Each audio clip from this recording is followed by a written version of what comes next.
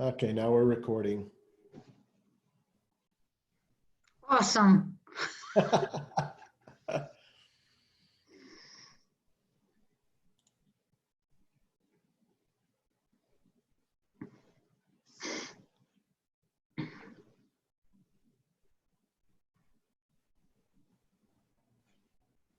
So Sean, while there's a little pause here, when I Yeah, asked that question before, I understand you can name your loop however you do business. My question more specifically was, if I name it 123 Street and we named it, it's really supposed to be 456 Street or whatever it is, I can just change that name at any time because sometimes I have a buyer, the name of the loop is my buyer, and then I switch it to the address once we find a property for them.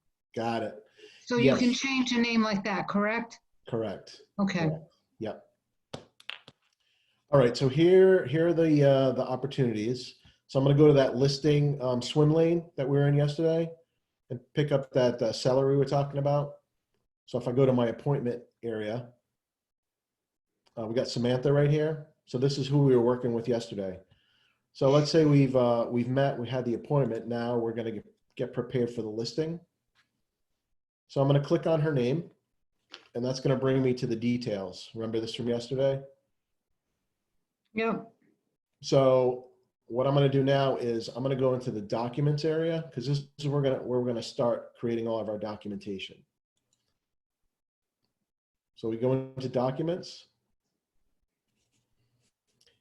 And like I said yesterday, if you have .loop and you want to keep it, you can do that. So you'll have an option to pick whatever platform you want to use over here. I'm only connected to Docusign, so I don't have any option. So if I want to begin a transaction, what I'm going to do is hit new transaction, and that's going to open up Docusign for me. So you've got to log in. You can see that it's opened up a new tab. So I've left command and now I'm going into Docusign. Sort of like what you do with .loop, right? It opens up a .loop window. Mm-hmm.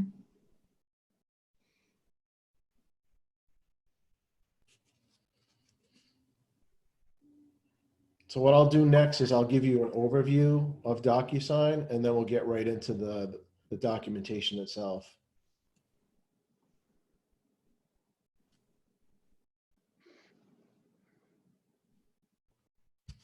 And Joanne, I'm working on how this works for Teams, just to make sure that we've got it right for everyone. Because I've been looking at it strictly like as an individual agent. Mm-hmm. There might be a slight difference between this and Teams, but I'll let you know. Okay. Thank you. You're welcome. Sean, could you Yes, just, let me know too, please, on that, I on will. Teams. Thanks. could you tell me, Yeah, if it's very different, I'll have a separate team training for the differences. And I know that some people use templates too, and that's another thing that I'm looking into. Sean, could you tell me what you clicked on to get into that? Because my screen it went blank for some reason. I couldn't Yeah, see. it was within, let me go back to that window. I'm Right sorry. here. So from the swim lane, I went into documents, Yeah. and then there's a new transaction or open transaction button up here. Oh, Or go to create transaction. I'm sorry? Go to transaction. Yeah, if you've never created one, it might say new transaction or Okay. open transaction or something. Thank you. You're welcome. So it'll open up Docusign. The first time you'll have to log in with your username and your password. And it's going to bring you directly to your documents folder. So I've already put a couple in here because I was playing around with it last night. Normally this would just be blank the very first time you come in. So you don't start in documents. So let me give you the overview of how this will work. So kind of like .loop, there's a details section, and this is where you're going to put all of the parties involved in the transaction, right? So at this point, the only people involved are going to be me, the listing agent, and the seller, right? Because I don't have a buyer yet or any of that stuff. So when I go to the details section, the only things I'm going to enter there are my information and the seller's information. The documents area is going to be all the documentation for the transaction, right? So I'll have my listing agreement, my disclosures, all of that good stuff are going to live, in this documents area. Where do you pull those from?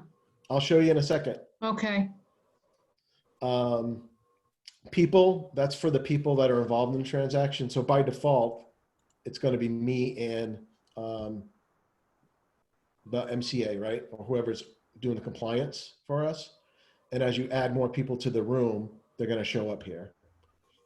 Envelope. so Yeah. Sean, I have a question. You said details is where you put you put you in and your seller. Why wouldn't you just have you in all the time and then you add your seller to the people area? You would. That's the way it works. Oh, all right. Yep. And then envelopes, we're going to get into that later. That's where you actually do the documentation preparation and assign the roles to who's going to be involved in the documents. So for example, a listing agreement, it's going to be me and the seller, right? We're going to be assigned roles to that document. So when, kind of like with Dotloop, you get the autofill option. It's going to autofill where the seller needs to initial and sign, and then where I need to initial or sign. Messages, I haven't used this, but apparently you can send messages back and forth to people that are in this room. Kind of like Dotloop, you got I forget what it's called in the upper right. So if you need you got a pink slip, right, you'll have a note saying you missed an initial here or there. So that's what this messages is for. And then history is just a timestamp of all of the activity in this particular room. So if you change something or add an initial or somebody signs, it's just going to keep a record of all the activity, within this room. So let's start with details. So details, this is the first area you want to go to after you create your room, right? So you open a transaction, it's going to drop you into the documents folder, but don't start there, go to details, right? So a lot of this stuff will get pulled in from the contact information and from the details of the opportunity that you filled out. Some of it will be there, some of it won't, so you have to just go and double check. So on the left-hand side, all of this are the details of the property that you're putting into agreement, right? So if you're doing a listing agreement, you're really not going to have too much other than, who's involved, right? What's the address that we're talking about? And you got the listing side on this one. And you got to have the address of the property itself. And then you can start to fill in some of the other details, when you're going to list it, when it expires. Now this one I pulled in from an active listing. So it already pre-populated this stuff. If it's not listed already, you're going to have to hand enter it. Okay. Because obviously you haven't listed it yet. There's no listing available. So you put in the day you're going to list it, when it expires, what your listing amount is, all that stuff. Right. And that's probably all you need to do before you list, because you don't have any offers or any of that stuff. As you move along, you'll have to come back to this details and start to fill this information in, just like you would in Dotloop, right? If you're going to prepare a purchase and sales agreement, you're going to want to fill in those details in the details section of Dotloop. So it automatically fills in the purchase and sales agreement that you're going to fill out. Make sense? Yeah. Okay. So that's the left-hand side. On the right-hand side are the people involved in the transaction. So like I said, for now, it's only me and the seller, right? So you can hit this edit button right here. And this opens up this room or this documentation for editing. Right, so now this is all editable. So you can go and fill in the information about the seller themselves. Maybe their home address is different than the house they're selling. So you got to make sure all of the fields are entered in correctly. The ones on the right are the property itself that's going to go into the documentation. So if this is their home address on the left, whatever property you're dealing with has to go in on the right. Okay. Okay. So you've got your seller one, seller two, you've got your listing agent, and this pulls in directly from your contact information already. So this stuff will pretty much be pre-populated. And then if there's another listing agent, you can add them to it. And then you've got your, later on, you'll have buyer one and buyer two. Okay. And then you should have your, yeah, Sean, let me yeah. interrupt, please. Can you add more than more than two sellers and two buyers? I don't know. I haven't tried that B, but I'll check it out for you. This is by Because default. often when we have an estate or something, there's 3 or 4 different sellers on there. I'll check Sometimes. B. I'm not sure, but I would assume so. Okay, Yeah. thank you. You're welcome. And then you add your buyer's agents too, right? So if you got 1 or 2, you can add them in as well. So this is all stuff that you need to pre-populate the forms that you're going to create. Okay. So that's the first step, is to make sure you've got all of this information in there. So start with details, right? And that's your first step. Make sure this is all good to go. Then you can move on to your documents. So the next step would be go to documents. And this is where you're going to add, just like in Dotloop, where you're going to go and find your templates. Same idea here. So what you would do is you go to add your documents and then go to Docusign. So here are the options as well before I just jump into Docusign. If you've got, I don't know, an escrow, copy of an escrow check or something that you want to add, you scanned it in and it's on your laptop or computer, you just hit computer and let's go to your local laptop, and then you can upload whatever files from there. Or if you got templates you want to use, you could do that too. Similarly, if you've got documents stored in the cloud on Box or Dropbox or your Google Drive, you can add those in as well. So if you've got pre-templated forms that you want to add, feel free to do that. Docusign forms are really going to be your RIAR, your MLS, and KW forms. All the templates are in here. So you can leave this top pull down as default, and then this library is going to tell you where do you want, or it's going to ask you, where do you want to choose your documentation from. So we got Connecticut, we got commercial, East Coast commercial. This KW 184, that in Dotloop, it's, I forget what it's called, Keller Williams Central or something like that. So these are all of our market center specific documents, like the mold and a couple of other things, letter of intent, all that stuff is in there. Then you've got your RIAR forms, Connecticut MLS, and then RI MLS, right? So all the templates are in here. So if I go to RIAR, for example, it's going to give me a list of all the templates that are available here. Sean, where's the mass forms?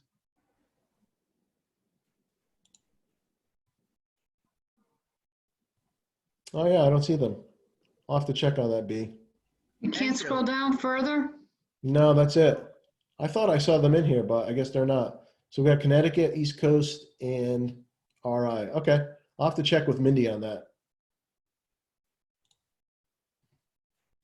So you go and find, you can either search, just like in Dotloop, if you know the keywords, you can pop them into the menu right here, or you can just scroll down and pick the one you want. Hey, mass forms might be under KWRI. I didn't see them in there. We can All check right. though. All right, well, I was just thinking. Okay. So I don't know, I'll just grab a random form. So whatever forms I want, I just go and grab them.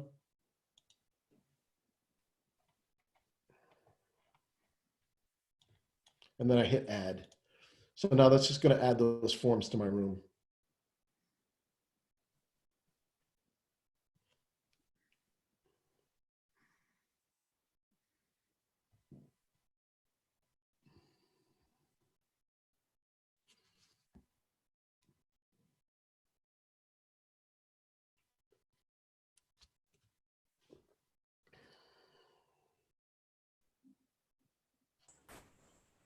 Sean, Yeah.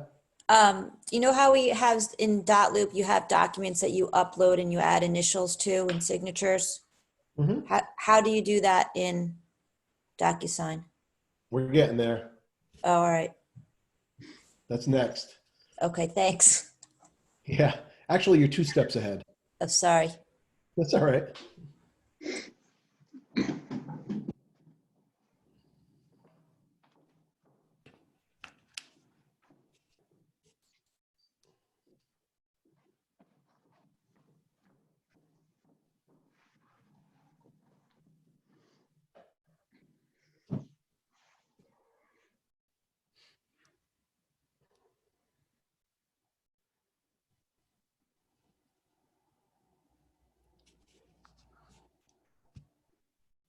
All right, so now it's added all of the forms to my room.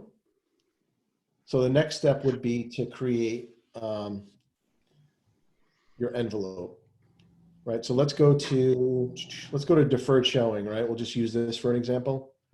So if I go and open this up,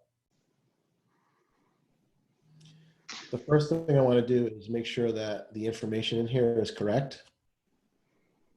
So this is your opportunity to add any specific details that aren't going to be auto-filled in. So for example, if this were a listing agreement, you would want to put, you know, the purchase price, your commission, you know, all that stuff that is specific to that transaction. You would hand type that in just like you would normally.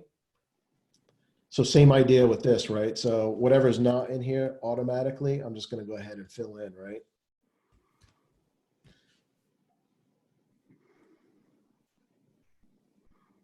I won't fill this whole thing in, but you get the idea. So you can go in and fill in anything that is not going to be auto-populated.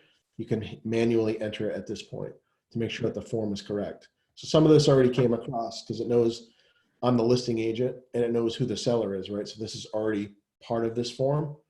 And maybe I want to change this from Central Rhode Island to KW. Central Rhode Island, right? So now this looks good to me, right? It's got all the info that I need, and you know, I'm ready to assign it roles and then have it autofill for signature. So I'll hit save and close. So now it's saving this form, whatever text I've just added to it. And now I can prepare it for signature. So you can do this for, like if you're doing a listing envelope, you'd want to put those 5 documents in there. Right? You want to go ahead and edit your lead form, your listing agreement, your mandatory relationship disclosure, your sales disclosure, you know, all that stuff you want to prepare in one shot. You can put all of those documents into one envelope and then send it all off to be signed. Or if you want to do each form in its own envelope, you can do that too. It all depends on how you want to do it. So for this example, I'm just going to put the one form in there just to keep things simple. So what you do is you hit this little circle here, meaning you're picking out this form. Like I said, if you wanted to click multiple, you could do that. So the next thing you're going to want to do is hit this Docusign area, this little pen. This is going to create that envelope that I was just talking about, and then you can prepare that document for signature. So Caroline, this is where you're going to drop in your initials and radio buttons or that stuff. So now it's going to ask you which docs you want to add to the envelope. It's this one, right? So we created this envelope. And like I said, I like to call it the address.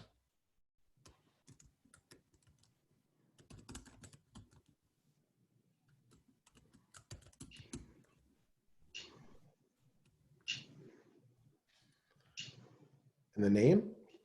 And now here's what I'm going to assign the roles to this document, right? So who's involved in this transaction? You go to this pre-tagged roles area. And now it's going to say, okay, the listing agent is me. And the seller is Samantha. Right here.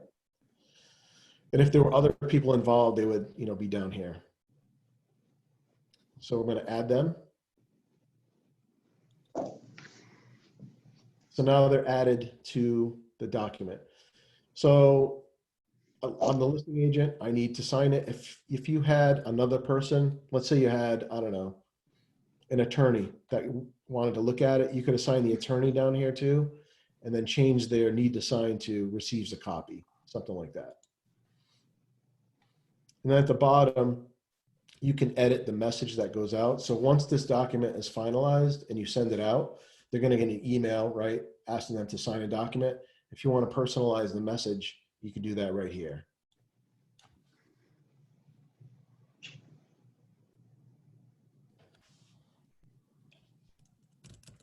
Hey, Right. Sean, Yes. is it just me or are there a hell of a lot more steps here than we've ever had in Docusign? I mean, Mm, dot loop. Dot loop? Dot loop, yeah. I don't know, B. I think it seems like it, but I don't know if it's just because it's the first time, we're kind of looking at it. Like you can fly through dot loop in seconds, right? Yes. I think it'll be the same thing once you do a few of these, because I've gotten quicker at it too. Holy mackerel. I gotta hire an assistant, that's it. Come on, V, you can do it. You don't You want to can use a do it. smartphone to text, remember? And now Well, we I can't know get you I off know of I Facebook. can do it. It's just that it seems like they've made it a lot more complicated, you know? I mean, I said that about dot loop too when I first started using that, but geez. I know, I know. Like I said, I think after you do a few, you'll be quick, especially if you've got templates. Everything will be kind of pre-filled for you. Okay, so now I've got my deferred showing, form in my envelope. If you forgot to add one earlier, and if you had forgotten to add, I don't know, some sort of disclosure doc, you can just go ahead and add it in here as well, right? So you can add additional things to the envelope after you've already created it. All right, so now we're good to go, right? So now I've got my form, I've edited it and added the text that I wanted to. I've assigned the people that are involved that need to sign or look at this form. So the next thing I'm going to do is hit next. If you hit save and close, it's just going to keep this as a draft. It's not going to go anywhere for signature. So, but I have if a you're ready for question. signature, sorry? I have a question. Yeah, So you know how like if you have somebody in a contact and say it's Samantha Seller, and then that Samantha Seller needs to sign as trustee or whatever the rest of the verbiage is there yeah. for selling it, how do we make sure that it gets populated correctly the way it's supposed to be signed and added to the document? I do not know the answer to that question, but I'll find out. That's a good question. It might be those two screens where you have details and it's the actual address where the owner lives, and maybe their name is different there than the property that you're selling the information on the right. That would make sense. That would make Just sense. a guess. Yeah, we can go back and look at that. There's also a people section where I think you can add additional people too. But yeah, we can look at that. There's got to be a way. All right, so let's hit next. So this is going to open up the editor to see if all of the autofill things are correct. And if you need to add additional things, you can do at this point.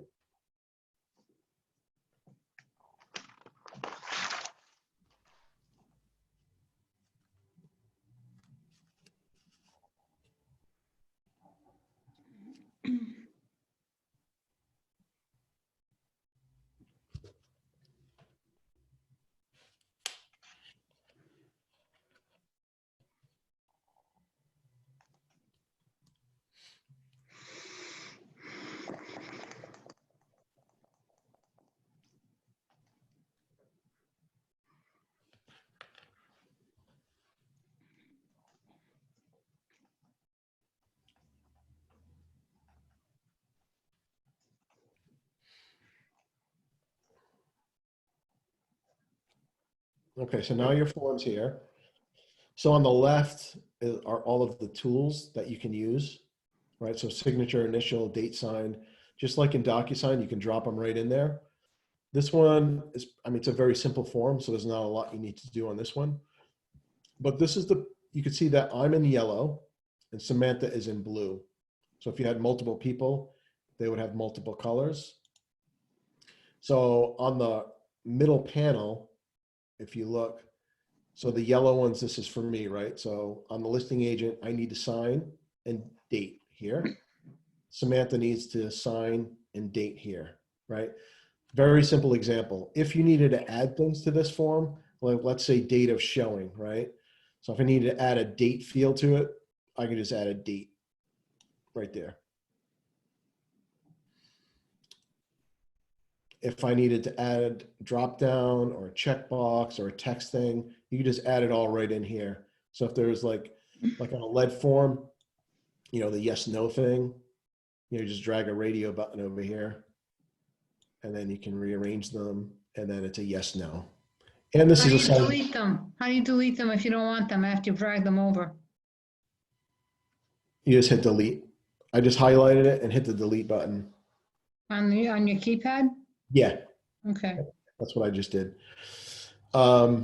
There's also undo. So if you did something by accident, you can do undo. So Sean, the date, it says date signed. That might be a different date. So like, do you know what I'm saying? Like date Yeah. and date signed are two different things to Good me. point. So what you would do is there's a text field instead. Let's just pretend this is a date. Yeah. Over here, you would do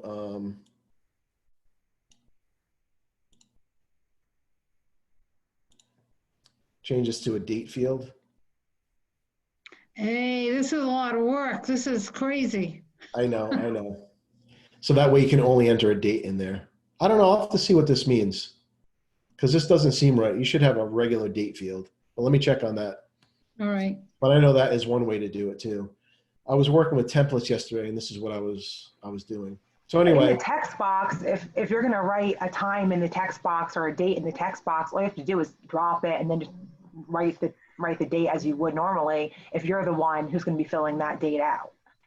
You don't have to go to the other section, correct? you don't have to. No, Right, okay. that'll just make it so you can only enter a date in there. So if you can't put text or anything else in there. Yeah. That's what that does.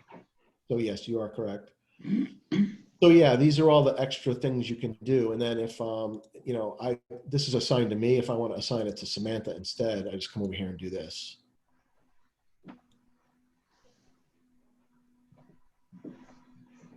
I should have changed. Oh, sorry, it's on the side. I'm going to change that to Samantha instead of me, right? So that's basically how you do it. So once you've got your form all, you know, filled in with the right people signing in the right areas, which by default is going to drop everybody in because you fill out the roles. But if you need to add additional things, this is where you would do it. So once this is ready to go, you just hit send, right? So what this is going to do is prepare this document for signature.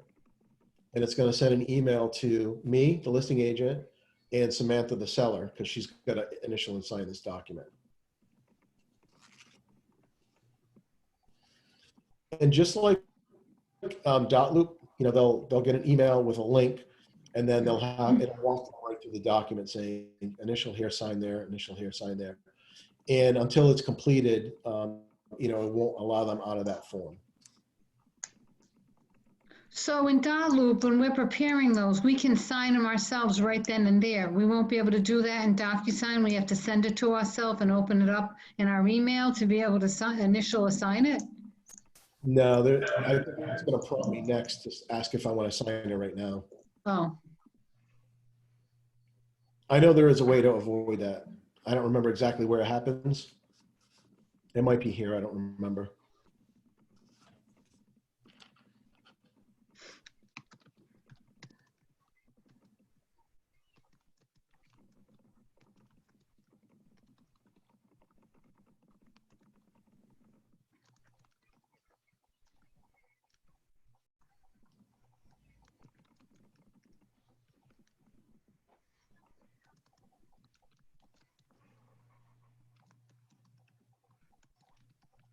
Okay, so successfully sent.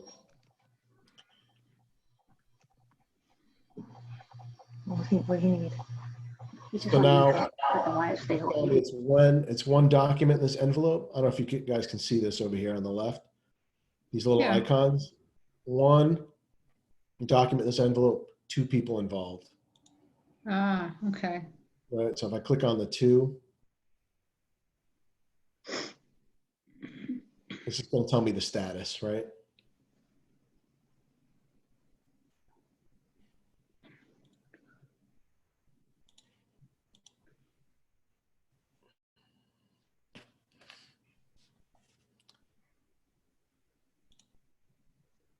I'm trying to see where you do that, Joanne.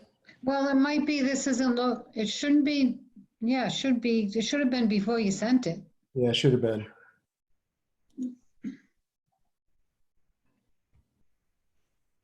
I don't know. I'll have to play around with it to see where that is. So, all right, so this one, it says waiting for others. What about correct? What is that?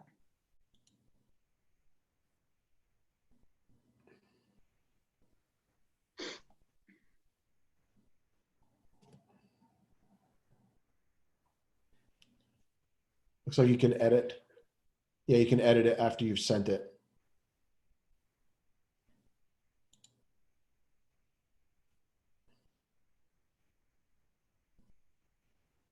Yeah, that's what it is, Joanne. You edit it after you sent it and then resend. I haven't gone, I don't know what happens after you sign it. You probably have to create a new document.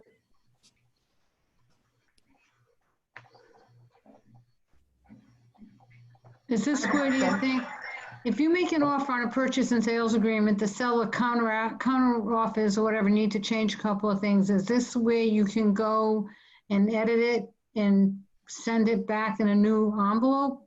That is my understanding, correct.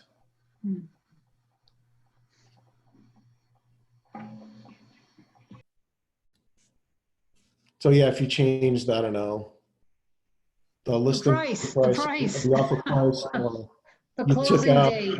the closing cost or something like that, yeah. Okay, well, let's see this Yeah. now. Yeah, this is where you would go back and edit it, yeah. Mm-hmm. All right, so I'm just gonna go back. After you correct it, you have to resend it again, right? Yeah, Correct, I would And then think. they have to ignore it, the other one, the other email, just like they did before, right? It doesn't correct. doesn't send them anything saying, forget it, it's being revised or anything like that, right? I don't know, I'll test it for you and let you All right. know. Yeah. So yeah, that's essentially the process. And I know we went kind of slow through all this, plus my screen is slow. So obviously it'll be much quicker in real time when you do it. You know, after you do a few, you'll get used to it too. Mm. And then the other thing I'm looking at is templates. So to make sure, like if you've got forms that you always use, like mandatory relationship disclosure, it should always have your name, your license number, the broker number, broker name, all that stuff. So that way you don't have to hand type it in every single time.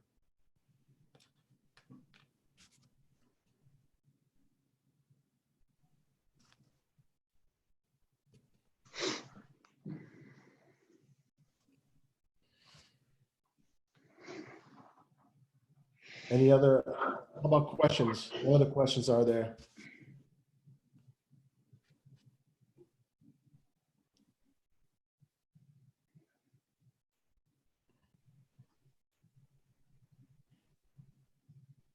So yeah, it would bring you back and then you would resend again or discard whatever changes you made.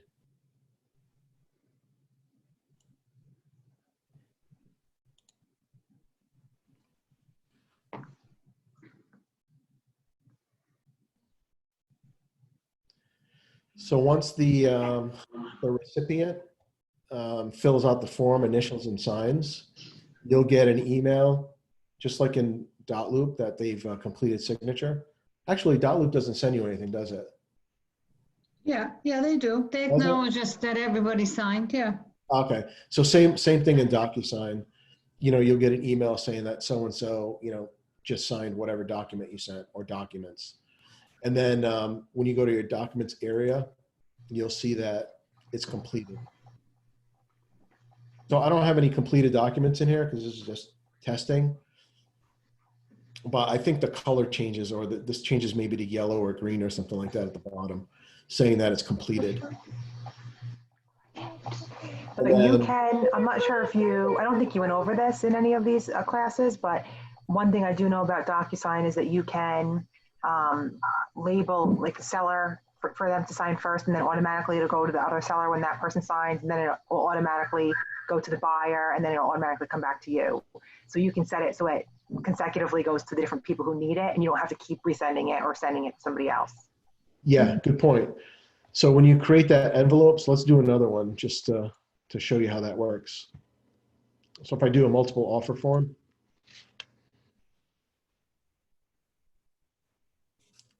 when you add the people or the roles to the transaction, that's where you can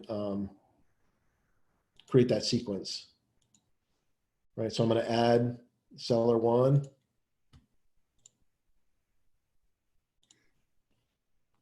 And I'll just make myself buyer one.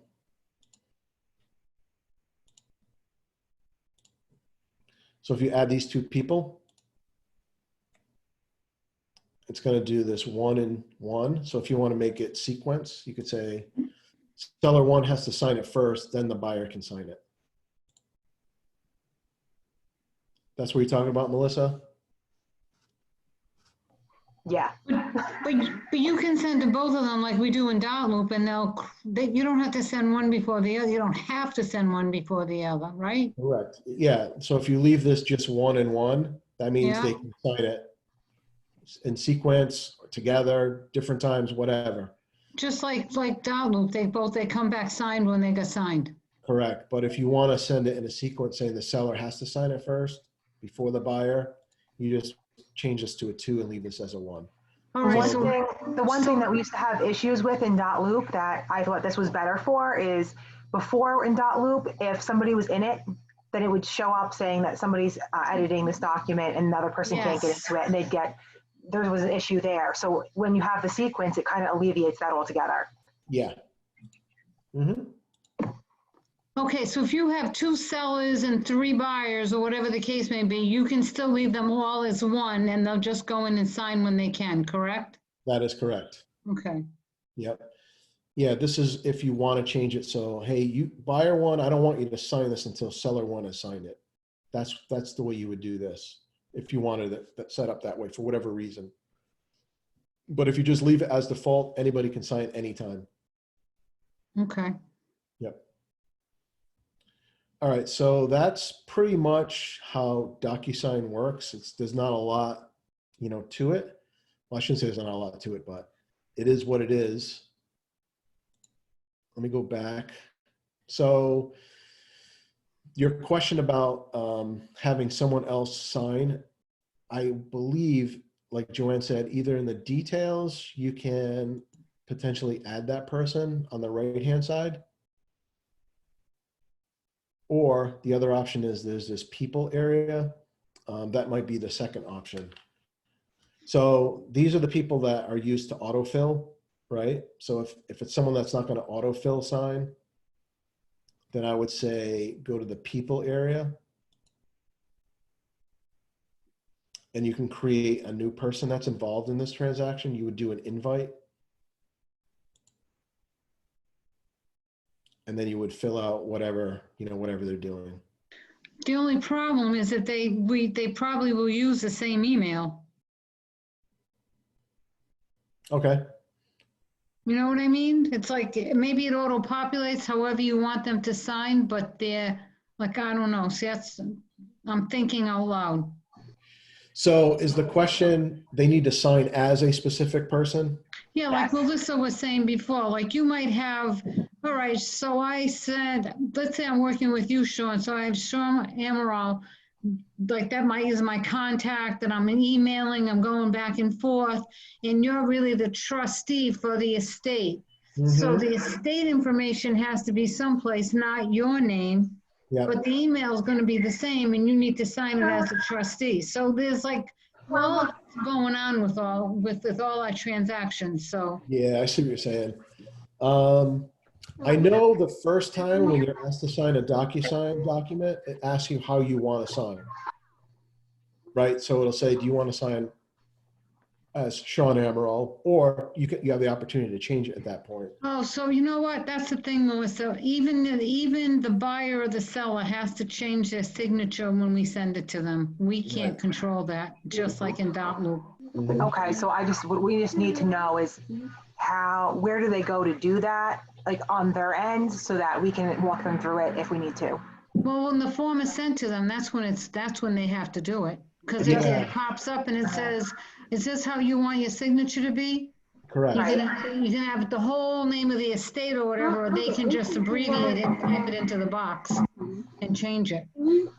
We can't do that, they have to. Okay, because you know how, like, what I was kind of saying also is, like when you're first auto-populating it from their contact, and it'll come up with Melissa Menard, not Melissa Menard, blah, blah, blah, blah, blah, whatever the ending needs to say. So we need to physically go into the contact or into the form for each form, change that every single time doesn't necessarily make sense. So well, that's different, then, right? I think we're just gonna have to play with it. Agree, Yeah. I guess so. I Yeah. think in the side section, you might be able to change it to what it needs to say for auto-populating purposes. So I'll test that and see if I can figure it out. No, yeah, that is how it works. So whatever you put on that right-hand side is how it's going to populate in the form, correct? But that won't change the actual contact and command, right? That will not change the contact of command, That's correct? perfect. That's my answer. Thank you. So like, for example, for my account, this is how I sign, right? Mhm. Yeah. This is because the very first time I set it up, this is what I agreed my signature was going to be. So, Melissa, we can hear Cory. Oh, Corey, can you either turn this down, put your headphones on or something? Look right here. so yeah, so the very first time I got prompted to sign something, it asked me how I want to sign my document. So this is what I chose, Yeah. right? So I think the very first time, and it retains this because I think that every time you send them a new bunch of documents, it verifies it again. correct, unless they set up an account, which normally people do not. So every time you get it, you're going to be prompted to ask, it's going to ask you, how do you want to sign this document? Yeah. Right? Make sense? Yeah. Yeah. But because I have an account, it retained it. So it remembers how I want to sign. Now, obviously I can edit it, so I can change it too, but that's because I have an account. Most clients are not going to have an account. They're not going to choose to create a Docusign account. Does that answer the question? I mean, yeah, you probably have to play around with it too, but between the panel on the right in details and the ability to edit your signature here, I think is how you get around that. Do you know if they open an account, if we can edit it? Probably I don't think not. so. I don't think Yeah, so. probably not. Yeah. Yeah. Yeah, everyone's got their own unique account. Okay. Anything else? Did I cover everything? Yes, thank you. I think we're just all up in the air. We all need to practice this. Yeah, absolutely. I mean, just like anything new, until you do it a few times, it's going to be a little quirky and you may not know where everything is. So yeah, it'll take a few practices to get it rolling. Hmm. Mhm. All right. Thank you, Sean. You're welcome. I Bye, record this everybody. too, so I'll post it. Oh, Once I- wait a minute. You know, you're changing the time for tomorrow because you're competing with Diana Kokolska. Yeah, I'm going to give her the benefit of the doubt and I'm going to change mine. So yeah, it'll be Friday at the same time, 10:30. Oh, wait a minute. So Ryar has something from 9:30 to 11.